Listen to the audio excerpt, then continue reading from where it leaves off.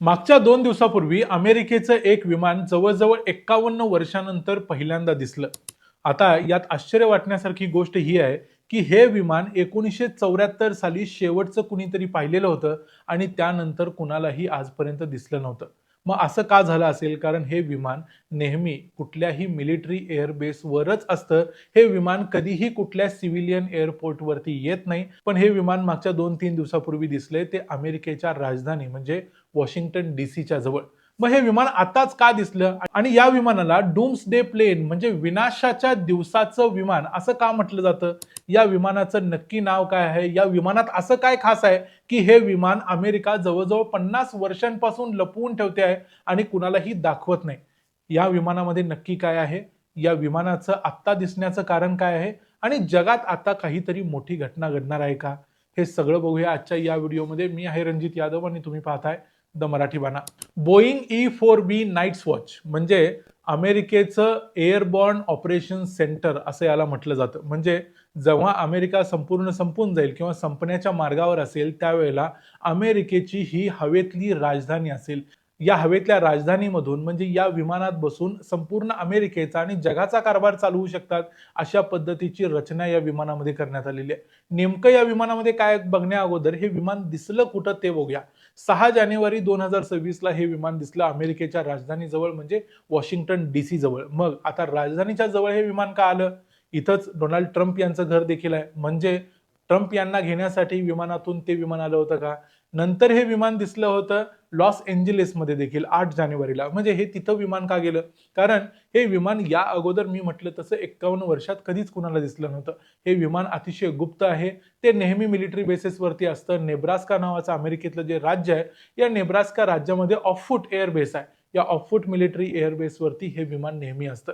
आता या विमानाचं एवढं सगळं जे कौतुक आम्ही सांगतोय, या विमानात असं काय-काय फॅसिलिटी आहे, की हे विमान कुणी बनवू शकत नाही किंवा कुणी बनवलेलं नाही किंवा अमेरिकेकडे जेवढी सध्या विमानं आहेत, त्यामध्ये देखील फक्त 4 अशी विमानं आहेत, जी सध्या अमेरिकेकडे आहेत आणि ती अमेरिकेनं स्वतः वेगळ्या पद्धतीनं बोईंगकडून बनवून घेतलेली आहेत.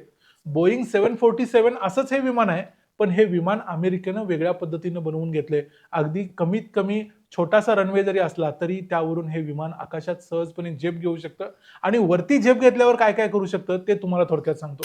जर समजा युद्धजन्य परिस्थिती निर्माण झाली आणि अमेरिकेवरती न्यूक्लिअर अटॅक झाला म्हणजे आण्विक हल्ला झाला किंवा अमेरिकेवरती मोठ्या प्रमाणावर मिसाईल्स टाकल्या गेल्या. अर्थात अमेरिकेची सुरक्षा व्यवस्था एवढी तगडी आहे की अमेरिकेवर कितीही मिसाईल्स टाकल्या आणि काय टाकल्या तरी त्या जमिनीपर्यंत पोहोचू शकतील याची गॅरंटी थोडी कमीच आहे. पण तरी देखील अमेरिकेनं एवढी तयारी ठेवलेली आहे की जर कधी अशा भरपूर मिसाईल्स येऊन पडल्या, हायपरसोनिक असतील किंवा काही असेल, असं जर काही झालं, न्यूक्लिअर अटॅक जर अमेरिकेवर झाला, तर अमेरिका हा देश कसा चालणार?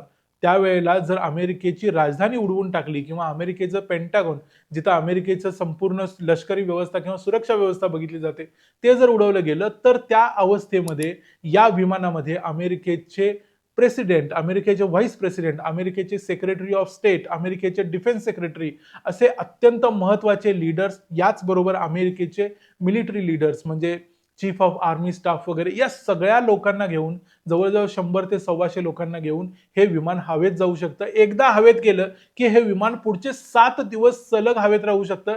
या विमानामध्येच मिड एअर रिफ्युएलिंग सिस्टीम आहे. म्हणजे हवेत यात विमानात इंधन भरता येतं आणि त्यामुळे हे विमान जमिनीवर उतरलं नाही तरी चालतं. म्हणजे जमिनीवर कितीही बॉम्बिंग होऊ दे, कितीही अटॅक होऊ दे, काहीही होऊ दे, हे विमान हवेतल्या हवेत चालू राहतं. आणि एकदा हे विमान हवेत गेलं तर हवेत जाऊन या विमानामध्ये जे वेगवेगळे चेंबर्स बनवण्यात आलेले आहेत, त्या चेंबर्सच्या माध्यमातून ते जगभरातल्या आपल्या कमांड सेंटर्सना कॉन्टॅक्ट करू शकतात. या विमानामध्ये कॉन्फरन्स रूम्स आहेत, ब्रीफिंग रूम्स आहेत, कमांड सेंटर्स आहेत, कंट्रोल सेंटर्स आहेत, कम्युनिकेशन सेंटर आहेत. म्हणजे या विमानात जे महत्त्वाचे लोक अमेरिकेचे बसतील ते तिथं बसून डिसिजन्स घेतील आणि ते डिसिजन्स अमेरिकेतल्या आणि अमेरिकेचे जगभर जे मिलिटरी सेंटर्स आहेत, जसं सदर्न कमांड सेंटर आहे, नॉर्दर्न कमांड आहे, अशी अमेरिकेची सगळीकडे आशिया खंडामध्ये, युरोप खंडामध्ये, सगळ्या खंडांमध्ये, महासागरांमध्ये मिलिटरी बेसेस आहेत आणि या सगळ्या मिलिटरी बेसेसला अमेरिका इथून कॉन्टॅक्ट करू शकते या विमानात बसून. अमेरिकेची जी काही न्यूक्लिअर मिसाईल्स वेगवेगळ्या ठिकाणी स्टेशन केलेली असतात, त्या मिलिटरी स्टेशन्सला अमेरिका आदेश देऊ शकते की कुठं फायर करायचंय, कधी फायर करायचंय, या सगळी माहिती या विमानातून देता येते. या विमानाचं सॅटेलाइट कनेक्शन आहे. वेगवेगळ्या 60 सॅटेलाइटच्या माध्यमातून जगभरातल्या अनेक सेंटर्सना ते जोडलेलं आहे. त्यामुळं अमेरिका देश जरी उद्ध्वस्त करायचा प्रयत्न केला, अमेरिकेची राजधानी, अमेरिकेचा एखादा महत्वाचा नेता जरी उडवला, तरी अमेरिकेचे महत्वाचे सगळे नेते घेऊन हे विमान जर एकदा हवेत गेलं, तर त्या लोकांना कुणीही पकडू शकणार नाही, कारण हे विमान रडारमध्ये सापडत नाही, कुणालाही दिसत नाही. जर विमान 51 वर्षानंतर आज पहिल्यांदा दिसलं असेल, तर ते विमान किती सिक्रेटली हवेत उडत असेल याचा देखील विचार करा. या सगळ्यातून मग काय दिसतं, कारण हे विमान आता दिसलंय, मग हे विमान आता दिसलंय की हे विमान आता दाखवले गेले, हा देखील प्रश्न विचारला गेला पाहिजे. कारण अमेरिका अशा गोष्टी जेव्हा अमेरिकेमध्ये होतात, तेव्हा त्या काहीतरी दिसण्यासाठी, लोकांना कळण्यासाठी, आपली तयारी दाखवण्यासाठी देखील असू शकतात. कारण मागच्या काही दिवसांमध्ये ज्या घटना घडलेल्या आहेत, जसं व्हेनेझुएलावर अमेरिकेने हल्ला केला, अमेरिकेने इराणला देखील धमकी देऊन ठेवलेली आहे की आम्ही लॉक्ड अँड लोडेड आहोत, तुम्ही जर तिथल्या लोकांच्यावर काही हल्ला केला तर आम्ही इराणवर हल्ला करू, आणि इराणवर अमेरिकेचा हल्ला हा होणारच आहे. 1 दिवस, 2 दिवस, 4 दिवस, पण ही गोष्ट आता टळणारी नाही, हे सगळ्या जगाला माहिती आहे. त्यामुळे व्हेनेझुएला, इराण हे 2 महत्वाचे देश जे रशिया आणि चीनचे आहेत ते दुखावले गेलेले आहेत. युक्रेनसाठी अमेरिका तयार आहे युक्रेनला मदत करायला, पण तरी देखील तोडगा निघतोय का याचा प्रयत्न डोनाल्ड ट्रम्प करतायत. आता मागच्या 2-3 दिवसापूर्वी एक घटना घडली होती, ज्यामध्ये रशियाचा एक ऑइल टँकर अमेरिकेनं जप्त केला होता. या सगळ्या गोष्टींच्या वरून रशिया, चीन आणि अमेरिका यांच्यामध्ये टेन्शन वाढताना दिसतंय. भारत आणि अमेरिका यांच्यामध्ये देखील टेन्शन वाढताना दिसतंय. त्यामुळे जर रशिया किंवा चीन यांच्यापैकी कुठल्या देशानं अमेरिकेवर हल्ला करण्याचा प्रयत्न केला, तर त्या केसमध्ये अमेरिका सज्ज आहे त्या कुठल्याही हल्ल्याला प्रत्युत्तर द्यायला. हे दाखवण्याचा प्रयत्न तर हा नसेल ना, असा प्रश्न देखील आता इथं पडतोय. त्यामुळं डूम्सडे प्लेन हे 51 वर्षानंतर का दिसलं, याचं कारण हे असू शकतं की अमेरिका कोणत्याही प्रकारच्या लढाईसाठी आता तयार आहे. आणि भलेही जरी रशिया किंवा चीनकडून आता अमेरिकेला कोणत्याही प्रकारचं प्रत्युत्तर दिलं गेलं नाही, तरी अमेरिका आणखी काहीतरी एक महत्वाची गोष्ट करणार आहे, आणि त्यासाठी ही घटना घडलेली असू शकते. जसं की इराणमध्ये अमेरिका इंटरफिअर करण्याच्या तयारीत आहे. कारण इराणमध्ये खामेनी यांनी जे काही मेसेजेस केलेत मागच्या 2-3 दिवसात, त्यावरून एक लक्षात येते की खामेनी यांच्या कंट्रोलमधून पूर्ण इराण आता निघून गेलेला आहे. इराण हा जरी सॅटेलाइट किंवा इंटरनेट कनेक्शन तोडलेले असले, तरी अमेरिकेला माहिती असेल की इराणमध्ये नेमकं काय चाललंय.